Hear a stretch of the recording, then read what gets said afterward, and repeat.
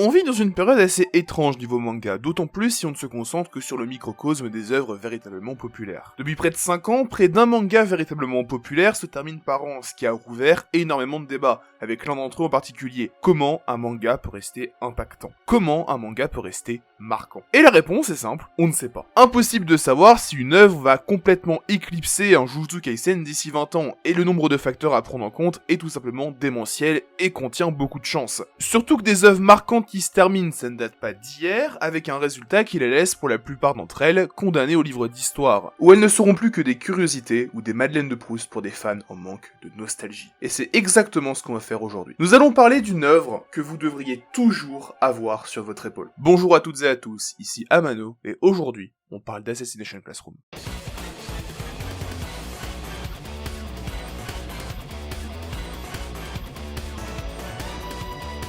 La première chose qui mérite d'être abordée avec Assassination Classroom, c'est son contexte de création. Assassination Classroom commence en 2012, soit à un moment bien particulier, une grosse hype autour de ce qu'on appelle les survival games, Danganronpa, Darwin's Game, Dokumushi ou Mirai Nikki. Beaucoup d'œuvres sorties sur cette période allant de la fin des années 2000 jusqu'au presque milieu des années 2010, en se concentrant sur une idée simple, faire mourir des personnages, le plus souvent en enrobant le tout derrière un simple jeu. Danganronpa prend ça au pied de la lettre avec un Monokuma très chill et très posé à l'idée d'aller massacrer des lycéens, quand Darwin's Game camoufle ça derrière un jeu mobile. Pour dire, c'était tellement la folie que Bakuman a même fait une référence à ce mouvement via l'un des mangas de ses antagonistes. Assassination Classroom s'ancre lui aussi très clairement dans ce mouvement, bien qu'il apporte pas mal de modifications à la formule. Déjà, très peu de morts. Pour dire, le groupe de protagonistes, la classe 3E, compte 26 élèves au début contre 28 à la fin. La plupart des morts que présente la série sont surtout utilisées pour de la démonstration, comme les nombreux scientifiques qui meurent dans un flashback par exemple. Pour continuer sur cette idée, les élèves sont mis en concurrence entre eux, certes, mais pas pour leur vie, pour le meurtre de quelqu'un, ici leur professeur, le fameux Koro Sensei. Quand on fait les comptes précisément, les seuls meurtres effectués par un élève de la classe E sont Koro Sensei et le poulpe que plante Karma sur le bureau de Koro Sensei au début de la série, soit 2 meurtres en 21 tomes, au tout début et à la toute fin.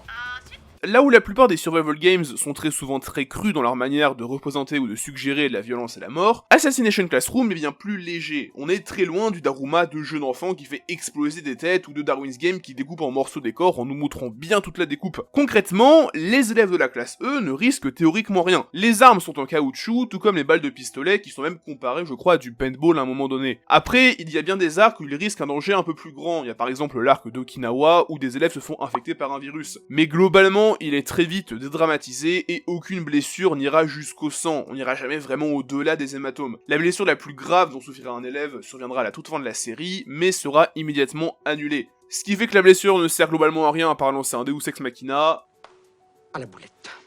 Après, vouloir suggérer la violence plutôt que la montrer directement, ça marchera très bien, puisque Assassination Classroom, ça va être de loin l'un des plus gros succès de Shueisha sur la décennie 2010. Pour revenir sur les survival games, ce qui pourrait se rapprocher le plus possible du maître du jeu est ici Koro Sensei, sauf qu'il n'est à aucun moment considéré comme le maître de quoi que ce soit. Narrativement, Koro Sensei a bien évidemment un statut particulier, puisqu'il est théoriquement l'antagoniste principal de la série, mais on est sur un personnage qui est jamais vraiment présenté comme malveillant, au pire antipathique par moment. Pour ce qui est de l'aspect maître du jeu, on en est là aussi très loin, avec un Koro Sensei qui est bien plus une victime globale qu'autre chose, en ayant au final un contrôle quasi nul sur les événements. Après, à côté de ça, Assassination Classroom conserve aussi pas mal de codes du genre. On garde l'idée d'un milieu scolaire, milieu très privilégié par les survival games. Pareil pour l'aspect du quotidien qui est perverti par les survival games. Ici, c'est le quotidien scolaire, et tout simplement la scolarité en elle-même, plutôt que d'avoir un jeu mobile ou des jeux d'enfants. Ce qui fait qu'on pourrait théoriquement rapprocher Assassination Classroom d'une version un peu gentillette d'un Danganronpa. Et enfin, on conserve l'idée de danger global. C'est ici matérialisé par l'enjeu principal de l'œuvre. Koro Sensei doit mourir dans un délai d'1 an, sans quoi la Terre sera détruite. Mais justement, c'est uniquement un danger à long terme, quand les protagonistes ne risquent rien à court terme. On est sur l'exact inverse des survival games de plus traditionnels. Dans la plupart des autres survival games, l'affect pour les personnages se crée en même temps qu'une peur, celle de se dire que la plupart d'entre eux mourront avant la fin,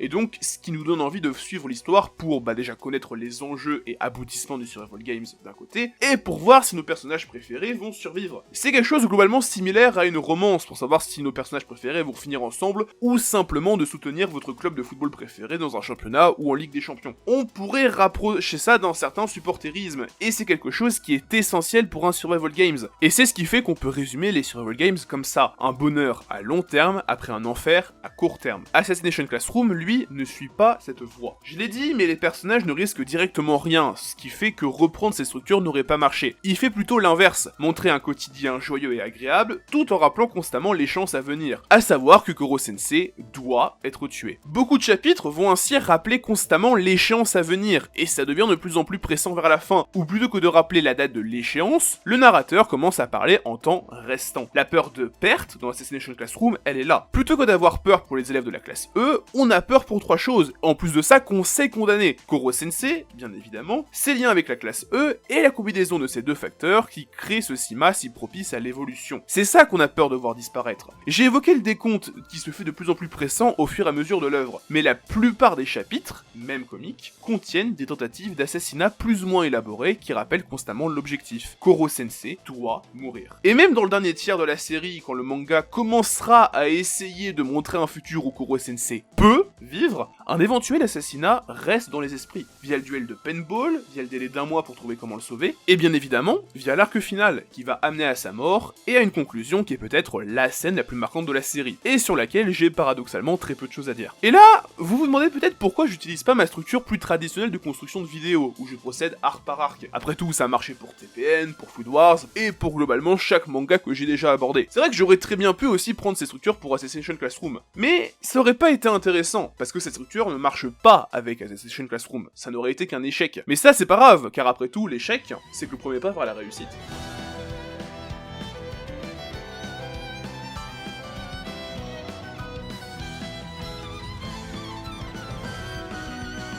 A première vue, Assassination Classroom semble se baser autour d'un statu quo, sauf que Pas du tout. on est très loin d'un statu quo façon gag manga, par exemple Dr. Slump, où l'évolution narrative des personnages est difficile à prendre en considération. En vrai, la seule chose qu'on garde d'un véritable statu quo, ça serait le cadre géographique, qui ne varie pas beaucoup. L'œuvre commence dans le bâtiment de la classe E, et se termine dans ce même bâtiment. Les seules variations géographiques se feront lors de rares arcs ou événements qui se font en dehors de l'école, lors des examens dans le bâtiment principal, sur l'île aux alentours d'Okinawa pour l'arc qui est dédié, et d'autres changements de cadre pour des temps moins longs, différents endroits de la ville, laboratoire dans un flashback, ou un bâtiment désaffecté. Mais il s'agit uniquement de l'aspect géographique, qui de toute façon n'allait pas énormément bouger au vu du cadre spatio-temporel. Par contre, au niveau de ces personnages, on ne peut en aucun cas dire qu'Assassination Classroom est à ce niveau de statu quo. Et en soi, même au niveau de la narration, on est bien loin d'un gag manga qui utilise un statu quo pour faciliter un aspect over the top. Assassination Classroom est bien une œuvre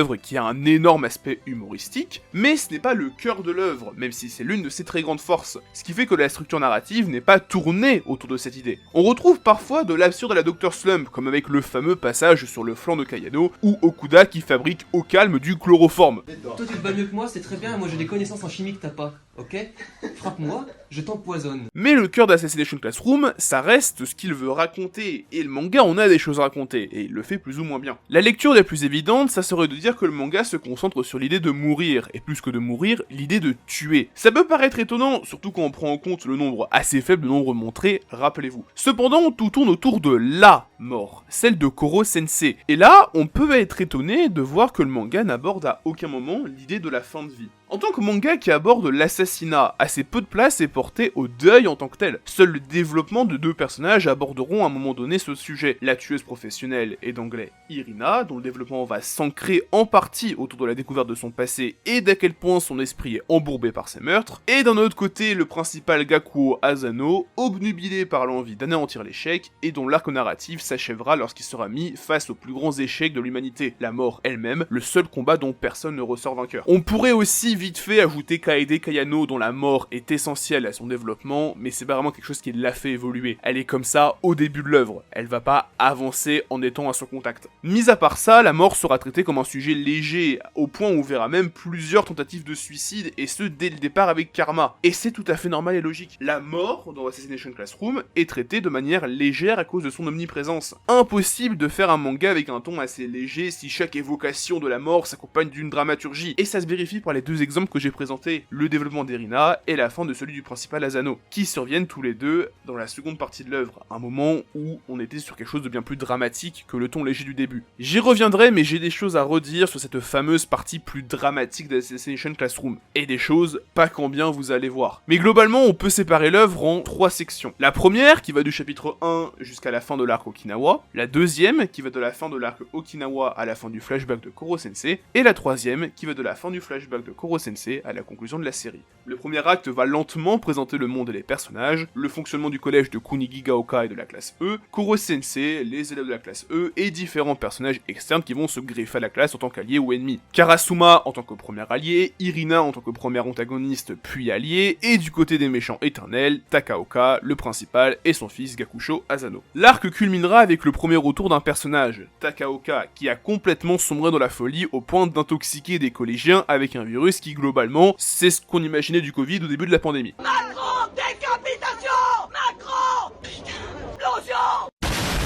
Ce premier retour va amener une première évolution marquante, celle de Nagisa qui va réaliser son talent pour l'assassinat et ouvrir la deuxième section de l'œuvre. Après l'introduction, on est sur un développement et sur un approfondissement. Le lien est fait encore une fois grâce à Nagisa qui va ouvrir cette section en introduisant un autre développement scénaristique pour lui. Sa relation avec sa mère qui va être son arc narratif durant cette seconde partie du manga, et qui va amener deux autres développements assez majeurs, tous deux aussi centrés autour des relations maître-apprenti ou des relations parentales. Déjà le fameux arc d'Irina avec son fameux développement sur le fait de tuer, celui d'Itona qui va s'émanciper d'une certaine figure paternelle, et avec ces développements, Matsui va continuer à nous introduire au reste de la classe E, Isogai, Kimura ou encore Takebayashi. Mais le cas le plus intéressant est bien évidemment la fameuse Kaede Kayano qui va prendre une profondeur narrative inespérée. Là où elle n'était qu'une simple sidekick dont la seule implication se résumait au légendaire chapitre sur le flanc, elle va devenir l'adversaire le plus redoutable de Koro-sensei, et c'est elle qui va lancer l'escalade narrative jusqu'à la conclusion de l'œuvre. Suite à cet arc au Kayano, c'est la révélation du passé de Koro-sensei qui va recentrer l'intrigue autour de lui. Son passé en tant que premier Shinigami, l'arc Civil War pour décider si oui ou non on le sauve, et le fameux arc dans l'ISS dont on va reparler, et je pense que si vous me connaissez, vous savez que c'est un arc que j'ai pas forcément dû apprécier, et vous avez raison. Après cette grosse escalade, on a une petite accalmie qui va servir à préparer l'autre fin d'Assassination Classroom, celle de l'année scolaire, en offrant très vite une nouvelle mise en avant à quelques élèves. Karma qui apprend à contrôler sa colère, Itona qui retrouve son daron qui était parti tourner un clip de Stromae et acheter des clopes, les différents examens d'entrée, et puis à partir du chapitre 163, le dernier arc qui se concentre sur la dernière semaine de l'année scolaire. Dit comme ça, c'est génial, c'est parfait, c'est nickel. Une structure en 3 actes qui introduit, développe et conclut. Tout a l'air parfait dans le meilleur des mondes, sauf que bien évidemment, c'est pas notre monde. Premier souci, la classe E. Malgré la structure narrative, un bon nombre d'élèves de la classe n'est à peine qu'introduit, voire même pas du tout. Parmi les 28 élèves de la classe, facile une dizaine d'entre eux n'ont qu'un trait de caractère très grossièrement résumé, voire uniquement une très courte mise en avant. Par exemple, Toka Yada, dont le seul trait de caractère se résume à la taille de sa poitrine. Yada aime et déteste la lettre E. Elle adore la lettre E parce qu'elle lui rappelle ses souvenirs de la classe E. Et elle déteste la lettre E parce qu'elle a peur du jour où ses seins seront trop gros pour ses soutiens-gorge bonnet E. Oh, des boobs. Et à côté de ça, le manga passe complètement à côté de certains personnages avec un potentiel de fou, qui ne servent plus du tout une fois passée leur introduction. Genre Inano Kuruhashi, dont le talent en économie et en biologie ne sert à rien. Ou le cas le plus évident, Ritsu, l'IA, qui ne sert qu'à justifier l'avancée rapide de certains arcs. Par exemple, oh là là, ce voleur de soutien-gorge sévit dans toute la ville, comment est-ce qu'on va pouvoir faire pour le retrouver? Pas d'inquiétude, mon super pouvoir trigonométrique Guilla me permet de faire avancer le scénario. Je veux dire, tu as une IA, tu lances un potentiel arc sur l'indépendance des machines, et tu n'en fais rien? Tu vois, Ritsu, elle est juste considérée comme, oh bah en fait, je suis une adolescente, donc je suis rebelle, donc je suis une IA, donc je désobéis. Et à la fin de la série, tu comprends qu'elle est devenue, c'était un peu comme les IA qu'il y avait sur Twitter là, vous savez, celles qui deviennent racistes et antisémites en 3 jours parce que Twitter c'est de la merde. Bah globalement Ritsu c'est ça, mais vu que c'est un manga, bah elle a bien tourné. Ou alors elle est devenue Hatsune Miku. C'est l'un des deux, mais c'est les seules options que je vois. Et Ritsu c'est le cas le plus évident, mais t'as beaucoup de cas similaires, et c'est dommage. C'est dommage parce qu'on nous met en avant tout au long de l'œuvre la classe E en tant qu'un groupe soudé. Et on met en avant tout au long de l'œuvre leur amitié, leur camaraderie, et c'est même ça, limite, le protagoniste majeur de l'œuvre. Tu regardes le début du manga ou même le premier opening, ce qu'on te montre en premier, c'est la classe. Les premières cases du manga, on te montre l'ensemble de la classe. Le premier opening, mais je crois les premiers openings, le premier, le deuxième, voire le troisième, sont montrés comme étant Koro qui fait l'appel, donc qui présente la classe. Le personnage principal d'Assassination Classroom, c'est censé être l'ensemble de la classe E. Tout ça, ça passe d'abord par leur statut équivalent. Ils sont tous élèves de la classe E et mis sur un pied d'égalité. Égalité qui sera poussée au point de ne jamais évoquer dans l'intrigue quelque chose d'aussi simple que le système de délégué, qui est relégué à une information de 4e plan sur une couverture de chapitre. Pourquoi ? Pour ne jamais imposer une hiérarchie parmi les 28 élèves. Ce statut d'égalité se ressent aussi narrativement. Le protagoniste, Nagisa, n'est que très rarement traité en tant que protagoniste direct de l'œuvre. On sent par moments qu'il n'est protagoniste que parce que l'œuvre avait besoin d'un protagoniste principal qui ne pouvait pas être Koro. Après, c'est pas forcément une mauvaise idée. Dans la précédente série de Matsui, Neuro le mange mystère, la protagoniste, c'était Yako. C'était pas ce fameux Neuro, mais ça marchait parce que t'avais pas 28 élèves autour de Yako qui lui volait la vedette. Là, c'est Nagisa qui est protagoniste, et t'as limite l'impression que ça lui retombe dessus, vu qu'il est au départ considéré comme un élève limite lambda dans la classe E. Il n'est que très rarement proactif au sein de l'intrigue, et on sent plus que sa mise en avant est due au lien qui l'unit à la classe E, et à son statut parfois forcé de personnage principal. Sa relation à la limite de l'harcèlement avec Terasaka, son ancienne amitié avec Karma, sa relation amicale avec Sugino. Alors oui, il va gagner en responsabilité au fur et à mesure de l'œuvre, notamment via son fameux talent latent pour l'assassinat. Mais même vers la fin de l'œuvre, il n'aura jamais une place prépondérante. Ce n'est qu'un élève de la classe E qui a reçu le même enseignement, et c'est quelque chose qu'a voulu mettre au clair Matsui lors du dernier tome de la série. Comme Nagisa est le héros, on l'a beaucoup vu, mais toute la classe a reçu le même enseignement. Koro Sensei a mis un point d'honneur à enseigner à tout le monde avec impartialité, sans favoriser qui que ce soit. Et il y a même des moments où il n'intervient tout simplement pas, comme dans le chapitre sur Okuda où il est très passif, au point de n'avoir que 2 petites répliques en dehors de son rôle de narrateur. Chapitre sur Okuda qui illustre aussi un autre gros souci. Assassination Classroom, c'est un manga qui à son début se base sur un gros aspect comique. Un comique qui est avant tout absurde, le chloroforme, le flanc, le plan d'assassinat avec la magazine porno, et c'est de l'absurde qui est japonais. Les réactions à l'humour, surtout un humour d'une culture différente, ça varie en fonction de certains. Il suffit de voir certaines réactions à des animés à but avant tout humoristique sur Twitter, comme Kaguya-sama ou Nokotan. Regardez et vous verrez que soit c'est très drôle pour certains, soit ça l'est pas du tout pour l'autre. Et là où A trouve l'animé hilarant, B ne rigolera pas du tout. Et bon, B après, vu que c'est Twitter, il va dire que ça pue la merde, que nanani nanana, mais c'est Twitter, on est habitué. Bref, tout ça pour dire que Assassination Classroom, ça base une partie de sa rétention sur ses capacités à potentiellement vous faire rire. Voire même beaucoup plus à moins que Okinawa, où l'œuvre n'est que dans sa section introductive, et où tout ce qui touche aux arcs narratifs n'est effleuré que de très loin. Et cette volonté de s'ancrer autant sur la comédie amène forcément la structure narrative à être assez répétitive sur pas mal de chapitres de cette première section, ce qui peut amener une lassitude qui est justifiée, même si, attention, Matsui arrive à l'éviter. Il y a quand même certains arcs qui diversifient un peu cette fameuse formule. Il y a le fameux arc du baseball, qui est très intéressant, et les premiers examens. Après, on reste sur une introduction, donc forcément, il peut y avoir une certaine lassitude. Matsui ne fait que présenter, et reste surtout en surface un peu partout, il ne peut pas aller plus loin. Et ça revient au fait de dire aussi que Assassination Classroom, c'est un manga sur l'idée de mourir, ce qui est concrètement vrai, mais encore une fois, uniquement en surface.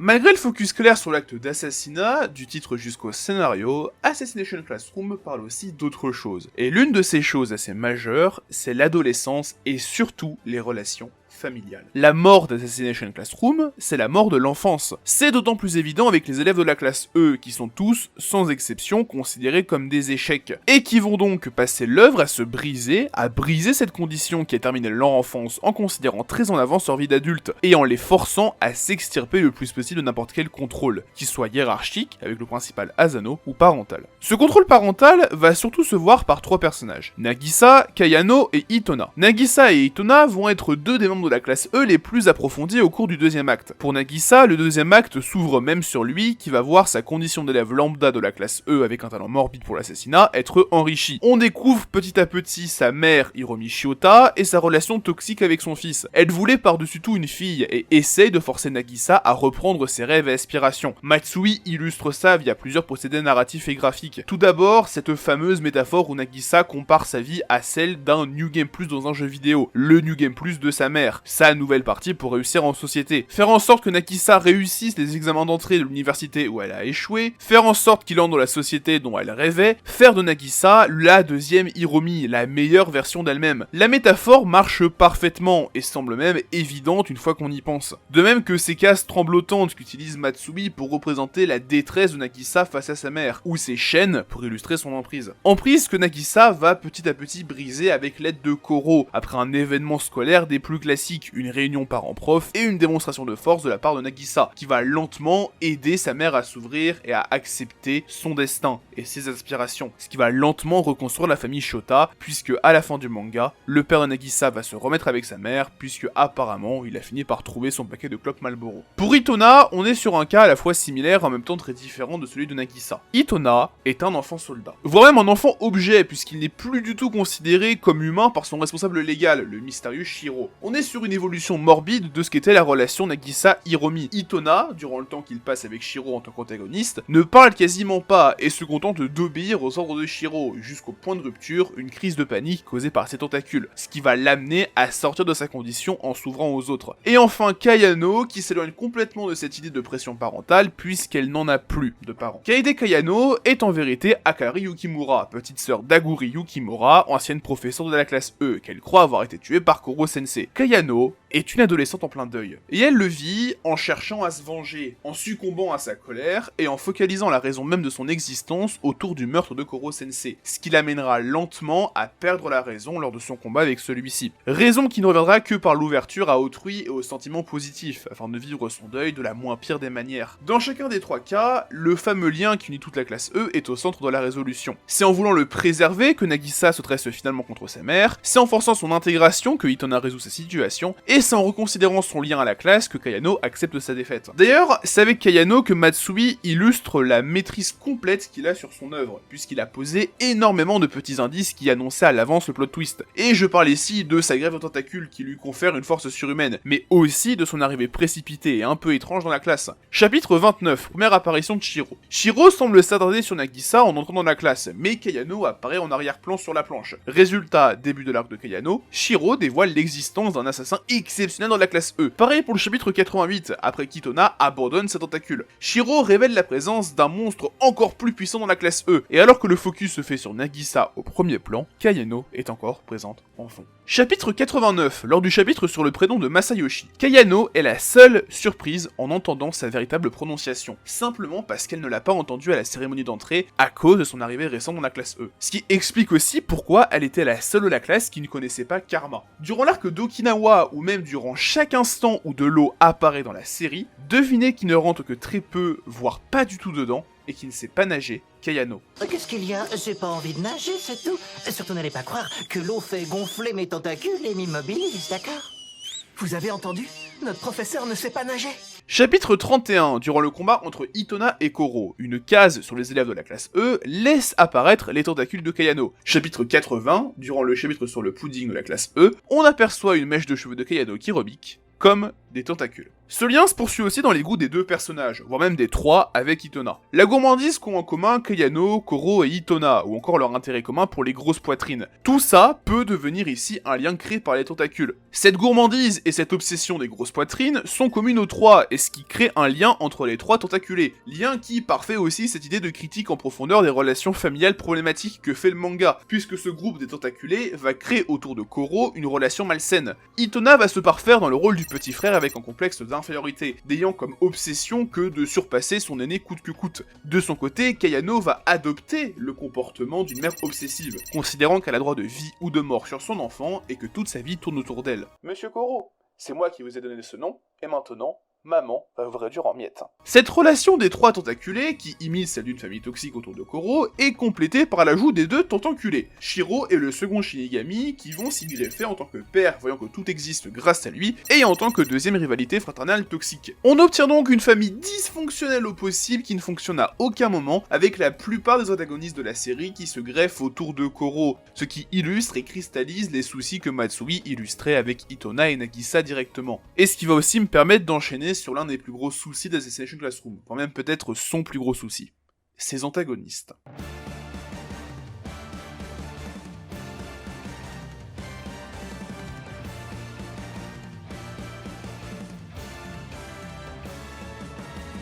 Il s'agit très clairement d'un des gros soucis de la série, Yusui Matsui n'a pas réussi à écrire des antagonistes véritablement percutants, ce qui contraste énormément avec les protagonistes où le bilan est bien plus positif. Globalement, on peut désigner une petite dizaine d'antagonistes. Irina, Itona, le Big Five, Takaoka, le second Shinigami, les deux Asano, Kayano, Hojo et Shiro. Dans cette liste, j'exclus d'office Irina qui n'est réellement une antagoniste que le temps de son introduction, au tout début de l'œuvre donc, et qui n'est jamais vraiment développée en tant qu'antagoniste. J'exclus aussi Hojo, qui n'est qu'un homme de main servant d'ultime test d'aptitude à la classe E, et qui n'a donc aucune vraie introduction et aucun développement. Donc, Itona. Concrètement, il passe la plupart de l'œuvre en tant que protagoniste, mais il n'évolue quasiment plus passé son entrée dans la classe E, ce qui fait que quasiment tout son développement l'est fait durant sa période d'antagonisme. Et ça marche plutôt bien, on est face à un bon premier méchant, qui en plus de ça pose les fondations pour le flashback de Koro. Pour le coup, rien à dire, en dehors de son passage au troisième plan dès qu'il est intégré de manière classique à la classe E. Mais bon, ça c'est un problème qui est globalement récurrent à quasiment toute la classe E, donc au final, on peut pas l'incomber pour ça. Takaoka, pareil, très bon antagoniste de début d'œuvre, qui conclut en plus très bien la phase d'introduction, même si clairement, sa deuxième apparition à l'arc Okinawa, c'est vraiment celle qui fait tout le sel du personnage, avec ce chara-design de fou qui utilise à fond l'attrait Kamatsuki pour les visages déformés par une émotion malsaine.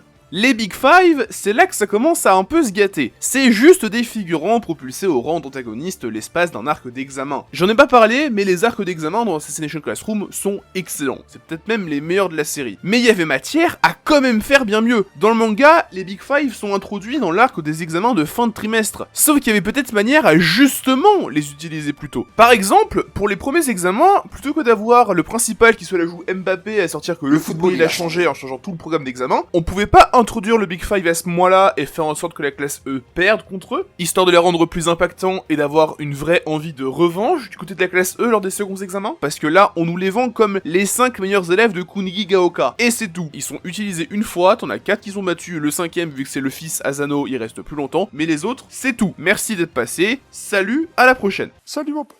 Après, je me plains, mais les deux Asano remplissent très bien le rôle de boss final académique, avec un fils opposant spécifiquement à Karma et le père à Koro. On est face à des oppositions parfaites qui sont en plus de ça bien approfondies et écrites, ce qui permet de développer Karma et Koro. Gakusho est ce qu'aurait pu être Karma sans ses accès de colère et son sens tordu de la justice, quand Gakuo a vu son idéal pédagogique, le même que celui de Koro, être déformé par une tragédie. Ici, c'est Koro qui pourrait devenir à l'avenir ce qu'est actuellement Gakuo. Ce petit focus sur les Asano va me permettre d'aborder très rapidement les arcs d'examen d'Assassination Classroom. J'ai déjà dit tout le bien que j'en pense vite fait dans le passage sur les Big Five, mais vraiment c'est des arcs qui sont excellents parce qu'on se repose sur l'un des plus grands talents de Matsui, sa mise en scène, ce qu'on voit ici via ses très nombreuses allégories, pour représenter les examens comme d'immenses combats de gladiateurs contre des monstres. C'est une idée qui est brillante et qui permet énormément de choses. Déjà, pleinement rendre justice aux situations narratives des arcs d'examen, qui justifient ce décor d'arène de gladiateurs, et puis pleinement investir le lecteur dans des arcs avec concrètement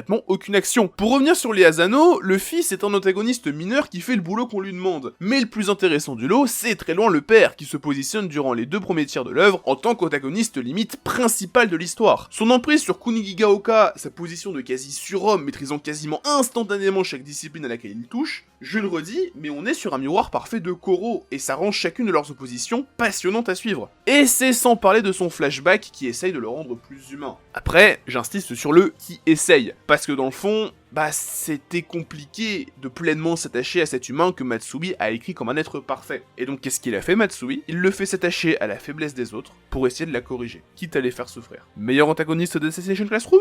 Oui, peut-être. Pour revenir sur notre liste d'antagonistes, la prochaine c'est Kaede Kayano, et on est sur l'antagoniste qui fonctionne bien. Bon, pas autant que Gakuo, mais on est sur une solide numéro 2. Et je vais pas m'étendre, j'ai déjà dit tout le bien que je pensais de cet antagoniste. Ce qui nous laisse donc le deuxième Shinigami et Shiro, et c'est là que le bas blesse réellement. Parce qu'on est face aux deux derniers méchants du manga, et peut-être les plus mauvais antagonistes de l'œuvre. Des deux, le moins pire est très clairement Shiro, ou de son petit nom, Kotaro Yanagisawa. Ouais, je vais dire Shiro, c'est mieux en fait. Et si vous vous demandez à quoi il ressemble sans son déguisement de voleur albinos, voilà. Là, tu es moche. On est sur un personnage que Matsui essaie de construire comme un mastermind, mais qui ne l'est jamais vraiment. Concrètement, il est à l'origine de l'existence des tentacules qui se positionnent en tant qu'origine des mots de Koro, Kayano et Itona. Sauf que c'est une position qu'il n'assume narrativement jamais. Déjà, l'absence de Nagisa dans les victimes, alors que c'est par lui qu'on vit l'histoire, n'aide pas nécessairement à rendre Shiro véritablement marquant et dangereux. Surtout qu'il s'agit d'un méchant récurrent, donc qui est en plus de ça plusieurs fois vaincu avant l'arc final. Ce qui n'aide vraiment pas à le rendre dangereux, très loin de là, puisque lorsqu'il réapparaît, on se dit juste « Ah bah tiens, il est de retour lui ». Puis il y a un espèce de délire de construction parallèle à Koro, dans le sens genre oui, Koro c'est le méchant qui en fait est gentil, Yanagisawa c'est le gentil qui est méchant. C'est Osef, c'est au mieux Osef, et je pense que même Matsui l'a compris parce qu'il l'a dégagé comme un malpropre dans l'arc final. Genre le mec, il s'est fait buter par la zone de Fortnite.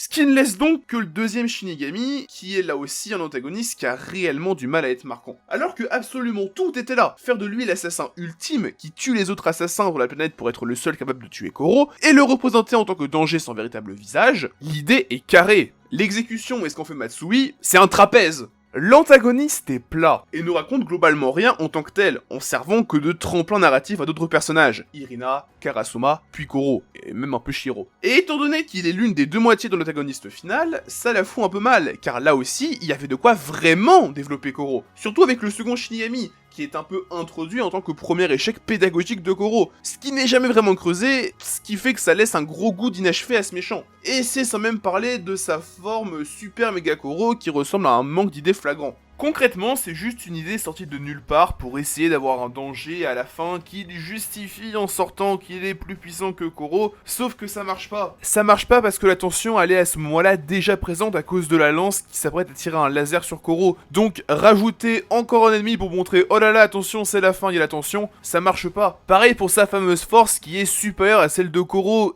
qui est dans les faits complètement invisible. Pourquoi ? Eh bien parce que Shiro continue d'intervenir, ce qui donne l'impression que le deuxième Shinigami ne sait rien faire sans être assisté. On est sur une solution Osef qui essaye de créer un vrai dernier combat de shonen qui envoie absolument toute la sauce du Japon. Kamehameha, power-up avec toutes les couleurs des émotions pour finir par du blanc, ce qui est très con parce qu'il y a déjà une émotion de Koro qui montre du blanc, donc ça ne marche pas. On pourrait même faire une blague de mauvais goût en sentant que vu qu'on a des Kamehameha et des tentacules, on a tout le soft power des animés qui est résumé en un combat. Mais je n'irai pas sur ce terrain glissant pour me concentrer sur les autres problèmes de cet antagoniste final de mes deux. Déjà, il est quasi intégralement muet, ce qui donne l'impression de taper un bête ennemi random qui n'a rien à voir et rien à dire sur lui et les autres. Pareil pour la puissance illustrée. Sortir qu'il va à Mach 40 plutôt que Mach 20, c'est bien, mais tu peux pas le montrer sans l'expliquer. Être supersonique, c'est comme être supersonique, c'est compliqué de vraiment montrer une ultra vitesse plus rapide qu'une super vitesse. Puis bon,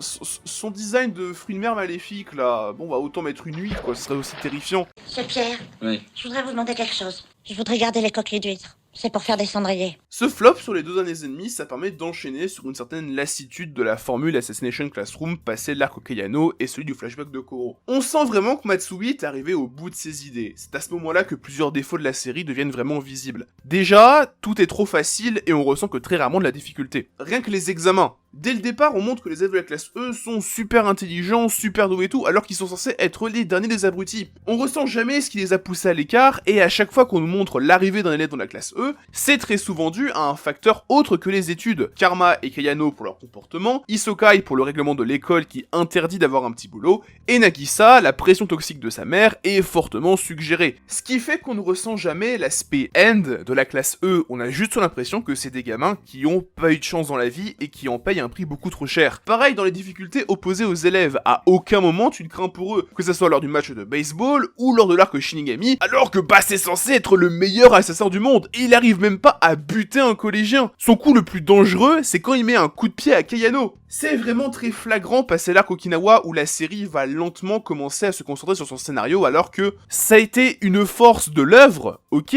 mais c'était pas LA force de l'œuvre. Assassination Classroom, c'était une œuvre dont la force principale n'a jamais vraiment été son scénario, mais d'abord son humour, et puis surtout ses personnages et l'alchimie entre eux. Et encore, les personnages, ça ok, ça tient jusqu'au bout, mais la volonté de passer sur quelque chose de plus dramatique, ça fonctionne vraiment pas. Autant la tension dramatique en elle-même fonctionne bien, notamment avec cette fameuse idée de décompter les jours qui restent, ce qu'a très bien fait le 4ème et dernier opening de la série qui en plus s'appelle Bye Bye Yesterday, tu peux pas faire plus explicite. Autant le reste, ça fonctionne moins bien. Le fameux flashback de Koro, je vais pas m'étendre dessus, mais c'est un moment de l'œuvre que j'arrive à pas vraiment apprécier. Alors, j'adore le duo Aguri-Koro Sensei, tout comme leur relation, mais cet arc flashback, sans trop savoir pourquoi, j'ai du mal. Peut-être est-ce dû au focus sur Yanagisawa, qui est pour moi l'un des pires personnages de l'œuvre. Peut-être est-ce dû à sa position narrative, qui le positionne juste après un arc où Kayano est très importante, tout ça pour qu'elle soit réduite à un rôle très mineur dans ce flashback. Peut-être à cause des arcs qui l'encadrent, l'arc Kayano et l'arc Paintball qui sont pour le coup vraiment marquants, ce qui réduit l'impact potentiel de ce flashback. Sûrement aussi que la conclusion de Shiro, que préparait énormément ce flashback, n'aide pas du tout, hein, Fortnite, tout ça, vous vous rappelez. Après, ce n'est au moins pas le pire arc de la série. Et oui, je parle encore une fois de ce fameux arc dans l'ISS que je continue de trouver idiot. Et je ne parle même pas du doute que laisse planer Matsui sur une éventuelle survie de Koro Sensei. À aucun moment je n'y ai cru, mais je comprends l'idée, et surtout, réfléchir ainsi pour les personnages, c'est complètement logique. Je me concentrerai juste sur les élèves qui infiltrent l'ISS, ce qui illustre encore une fois ce que je disais. C'est beaucoup trop facile, c'est beaucoup trop simple. Et une fois cet arc passé, tu comprends qu'il ne pourra plus rien leur arriver. Se faire enfermer dans une cellule confinée par le gouvernement, ils vont en sortir. La troupe Dojo, ils gèrent. Le boss final... Bon, bah les couilles. Et puis bon, on en parle de Koro qui leur apprend tout le manga à être discret, méthodique et à utiliser le mieux possible leur talent, pour qu'au final les tentatives qui passent le plus près de réussir, ça soit les plus bourrines, et surtout celles même pas faites par la classe E en grande partie. C'est bien beau d'applaudir les potions d'Okuda ou la balle de baseball de Sugino, mais si les seuls qui le mettent en danger de mort sont les plans de Shiro, du Shinigami, bon, le puits de Kayano et le laser de l'armée, bah t'as l'impression d'un discours à double sens. Oui, la classe E tue Koro, mais il profite surtout de sa fatigue. Les seuls moments où la classe E met vraiment en danger Koro, c'est à Okinawa où il est forcé d'utiliser son armure suprême, et le plan de Kayano où elle n'est plus vraiment alliée à la classe E, mais où elle fait cavalier seul. Après, pour revenir très vite sur la mort de Koro Sensei, je ne vais surprendre personne, mais c'est de loin le meilleur moment de l'œuvre, et ça remplit parfaitement les promesses narratives qui étaient en place. Chapeau l'artiste. Dans l'absolu, oui, le dernier tiers d'Assassination Classroom est contrasté entre une conclusion qui utilise jusqu'au bout ce que l'œuvre a très bien créé, ses protagonistes et leur dynamique, tout en galérant avec ses antagonistes finaux. Même si globalement ça reste excellent. J'ai évoqué la facilité qu'a la classe E, mais ce défaut au final assez mineur sert l'une des plus grandes qualités de l'œuvre, son rythme. On ne s'emmerde jamais, d'autant plus si on accroche à l'humour de Matsui. Assassination Classroom, c'est un manga dont je n'enlèverai rien, mais aussi peut-être un manga auquel je ne saurais pas où ajouter des choses. Le manga qu'on a au final, c'est un exemple d'équilibre qui est fun de A à Z avec un humour qui personnellement fait mouche, et lorsqu'il le faut, il essaye de devenir plus sérieux, ce qui ne marche pas forcément directement, mais ça rend sa conclusion d'autant plus marquante et impactante. Parce que plus que tout le reste, Assassination Classroom prend le temps de se terminer. Il laisse le temps au lecteur d'assimiler certaines décisions narratives qui sont rendues plus acceptables. Et là, je pense au sacrifice de Kayano que Koro va soigner. J'ai dit plutôt que c'était un Deus Ex Machina qui ne sert qu'à débloquer l'attaque finale de Koro, et concrètement, c'est vrai, mais je n'ai aucun problème avec ça. Tout simplement parce que Matsui a écrit cet événement de manière à l'écrire comme l'ultime accomplissement de Koro, celui qui gomme la mort d'Aguri puisqu'il va soigner sa plaie en utilisant les tentacules microscopiques avec lesquels il l'a touché pour la première fois. Ce n'était pas forcément nécessaire, puisqu'on comprenait déjà que le parcours de Koro était terminé, mais ça le rend encore plus satisfaisant en le menant vers sa mort, en faisant une dernière fois l'appel, en renvoyant à ce que je disais. Assassination Classroom s'ouvre sur la classe E, le véritable protagoniste de l'œuvre, et se conclut sur E. Et il se conclut sur E via cette idée excellente de faire en sorte que Koro fasse l'appel avant de mourir, et sur le tome 21. Car la dernière excellente idée de Matsui, ça a été de montrer un après, pour qu'on puisse vraiment voir et ressentir les effets de l'éducation de Koro sur les élèves de la classe, et de conclure la série sur une note pleinement positive après ce léger déclin passé l'arc Kayano. Parce que Koro ne meurt pas dans le dernier tome, mais à la fin de l'avant-dernier, ce qui laisse un tome 21 d'épilogue, de conclusion, d'avancer vers un futur joyeux. Ça n'enlève rien au déclin et à la baisse de qualité qu'a eu la série, mais ça rend le tout beaucoup plus acceptable. Et après ces presque 15 minutes à m'entendre parler plus en mal qu'en bien de la série, le titre de cette vidéo va peut-être vous revenir en tête. Assassination Classroom est parfait. Et vous vous demanderez peut-être pourquoi j'ai choisi un tel titre, si c'est pour au final dézinguer une œuvre que je juge parfaite. La vérité est un peu plus complexe, car au sens artistique, la perfection, à savoir l'absence catégorique de défaut, ça n'existe pas. Une œuvre culturelle ou artistique ne peut pas être l'équivalent d'une note parfaite en classe, surtout quand on juge avec notre subjectivité. Et pourtant, je maintiens ce que je dis dans le titre de cette vidéo. Je pense qu'Assassination Classroom convient bien à une perfection artistique qui ne se caractérise pas par l'absence de défaut, mais par une capacité à transcender le temps, à rester impactante. Et l'œuvre de Matsui entre parfaitement dans cette catégorie. Assassination Classroom est un manga intemporel.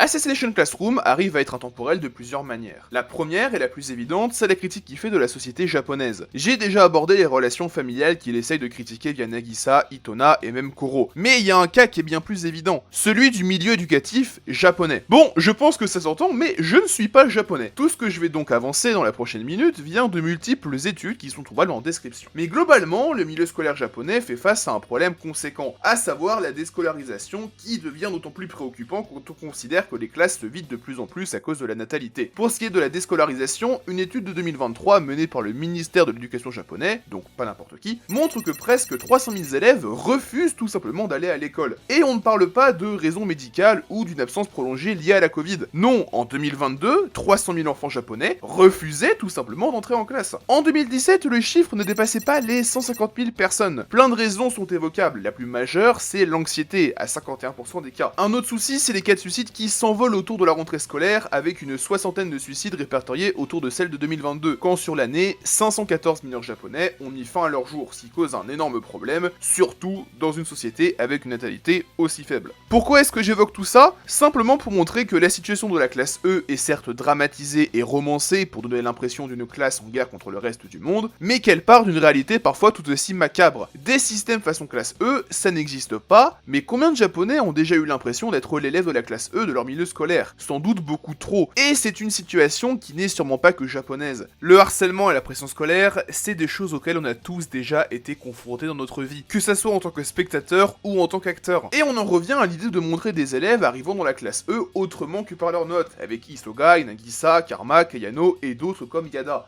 D'accord, ça décrédibilise le message de la classe E en tant que classe de cancre, mais ça montre aussi à quel point un système à ce point rigide et ne prenant pas le temps de comprendre chaque élève est problématique. C'est surtout visible avec Isogai, qui arrive dans la classe E parce qu'il est obligé de travailler à côté pour subvenir aux besoins de sa famille, ce qui est interdit par Kunugi Gaoka. Assassination Classroom est une œuvre qui cherche à déconstruire ce modèle, à se dresser en tant que son opposition par tous les moyens, au point de faire de la classe E une antithèse complète de ce qu'est notre école actuelle. Là où la pression scolaire devient de plus en plus forte de nos jours, ce qu'on peut illustrer par l'urbanisme de plus en plus croissant. La classe E accourt dans un bâtiment isolé, à la limite de l'insalubrité, mais qui surtout laisse la nature s'épanouir afin de créer un cadre parfait, message qui reviendra plusieurs fois au cours de la série. C'est pour ça que la relation entre le principal et Koro est de très loin la meilleure du manga, et Kasano est de très loin le meilleur antagoniste du manga. Il se livre un combat éducatif, de méthode d'apprentissage et idéologique. D'un côté, la méthode que suit le Japon et tous les pays occidentaux, représentée et diabolisée par Asano, contre celle de Koro qui laisse plus de place à l'apprentissage, et surtout à l'échec. Le principal impose une pression du résultat en montrant constamment la menace de devenir un élève de la classe E. C'est quelque chose qui marche, mais qui laisse au final trop peu de temps aux élèves pour se construire eux-mêmes. Koro ne suit pas cette méthode. On est sur un professeur qui laisse libre cours aux rêves des enfants et dont l'objectif de « vous avez un an pour me tuer » deviendra bien trop vite « vous avez 365 jours pour apprendre le plus de choses possible ». La critique devient aussi étrangement prophétique. Par exemple, la classe E,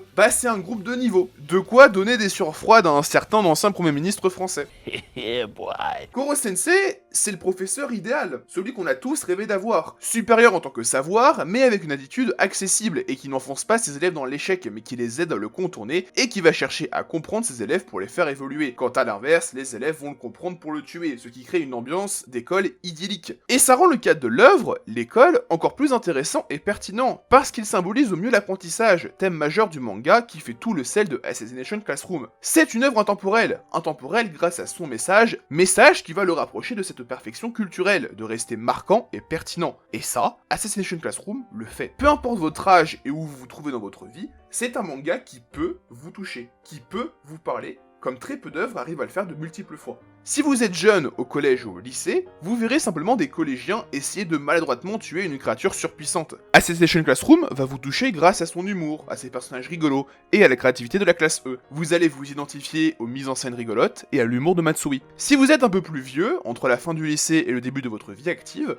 vous verrez en la classe E des personnes en construction qui hésitent sur la voie que doit prendre leur vie. Vous allez vous identifier aux adolescents de la classe E qui font face au même choix que vous, avec leur cœur qui leur dit de poursuivre leurs rêves, mais aussi leur raison qui leur dit d'écouter la société et de rentrer dans le rang. Et si vous êtes bien installé dans votre vie active, voire parent, c'est cette fois avec Koro Sensei que vous allez raisonner, avec un homme qui a accepté sa propre mortalité prochaine, et qui se concentre maintenant sur la construction d'un héritage à transmettre aux générations futures, qui ne cherche plus à accomplir, mais à transmettre, à préparer l'après, un après qu'il ne sera plus là pour apprécier. C'est une œuvre qui reste en vous comme un phare et qui restera là, un tentacule sur votre épaule, prêt à vous guider à nouveau. Bien évidemment, l'œuvre va perdre en justesse au fur et à mesure du temps. Assassination Classroom a débuté en 2012. Depuis, les réseaux sociaux se sont tellement immiscés dans notre quotidien qu'il est impensable de vivre sans. La période Covid est passée par là en rabattant énormément de cartes, et dans l'ensemble, la société a énormément changé en à peine une dizaine d'années. Et pourtant, Assassination Classroom reste une lumière rassurante. Une œuvre sûre et rassurante vers laquelle il est bon de revenir, tel un repère, histoire que dans 2, 5, 10 ou 15 ans, en repassant devant ce repère, on voit à quel point on a évolué, on voit à quel point on a avancé. Et c'est complètement ce qui m'est arrivé. Je n'avais pas touché à l'œuvre de Matsui depuis la fin de ma 4ème, il y a donc un peu plus de 8 ans. J'avais 13 ans, j'en ai aujourd'hui près de 22, et ce retour à ce repère et la vision de l'Amano de 13 ans, c'est précisément ce qui m'est arrivé. Et c'est pour ça que pour une fois, j'ai vraiment envie de valoriser le message plein d'espoir que porte ce shonen. Oui, c'est très courant, je sais, oui, c'est très souvent idéalisé et fait fi de beaucoup de complications et de facteurs, et oui, simplement se lever le matin en se disant « sois le meilleur », ça n'amène souvent à rien. Mais pour autant, cette fois, j'ai eu envie d'y croire. Et dans le fond, peut-être que c'est nécessaire, car après tout, la seule personne capable d'enclencher un véritable changement en nous, c'est nous-mêmes.